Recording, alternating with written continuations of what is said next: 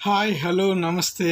ఈరోజు మన టేస్టీ కృష్ణ కిచెన్లో గోర్చిక్కుడు పులుసు ఎలా తయారు చేయాలనేది నేర్చుకుందాం. అరకిలో గోర్చిక్కుడిని శుభ్రం చేసి చిన్న ముక్కలుగా కట్ చేసి ఉంచుకున్నానండి. ఇప్పుడు చిన్నపాటి మట్టి పాత్ర తీసుకొని ఆయిల్ వేసుకున్నానండి. వేడైన తర్వాత పోపు గింజలు వేసుకున్నాను. ఒక 4 ఎల్లుల్లి రెబ్బలు దంచి పెట్టుకున్నానండి. అది వేడైన తర్వాత చిన్నగా కట్ చేసుకున్న అల్లం ముక్కల్ని యాడ్ చేసి ఒకసారి బాగా కలుపుకుందామండి.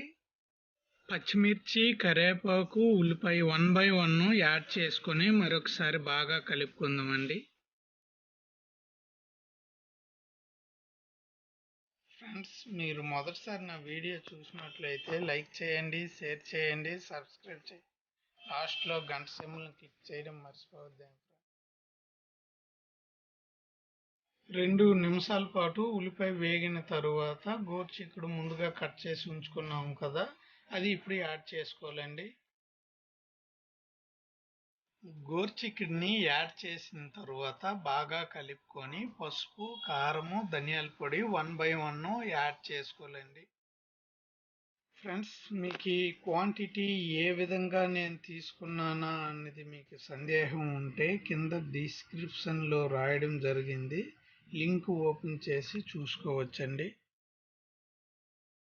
ఒక 1/2 టేబుల్ స్పూన్ గరం మసాలా కూడా యాడ్ చేసుకోవాలండి. రుచికి తగ్గట్టుగా ఉప్పును కూడా యాడ్ చేసుకోవాలండి. బాగా కలుపుకోవాలి మరొకసారి. ఒక 2 నిమిషాల తర్వాత చింతపండు పులుసు అలాగే ఒక 2 ఇంచుల బెల్లం ముక్కని యాడ్ చేసుకోవాలండి. దీంట్లో ఒక బౌల్ వాటర్ని యాడ్ చేసిన తర్వాత బాగా కలుపుకొని మూత పెట్టి ఉంచుకోవాలండి ఒక 5 నిమిషాలు. ఫ్రెండ్స్, గ్యాస్ మీడియం ఫ్లేమ్లోనే ఉంచుకోవాలండి, హైలోనే పెట్టకూడదు. 5 నిమిషాల తర్వాత మూత తీసి చూద్దామండి. కర్రీ రెడీ అయిపోయింది. ఫినిషింగ్ టచింగ్ కొత్తిమీర కట్ చేసి యాడ్ చేసుకుందామండి.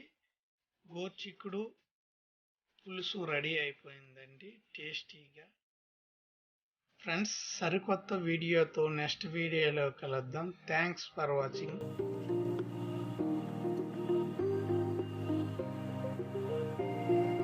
Hi, I am Geeta from Tasty Krishna Kitchen.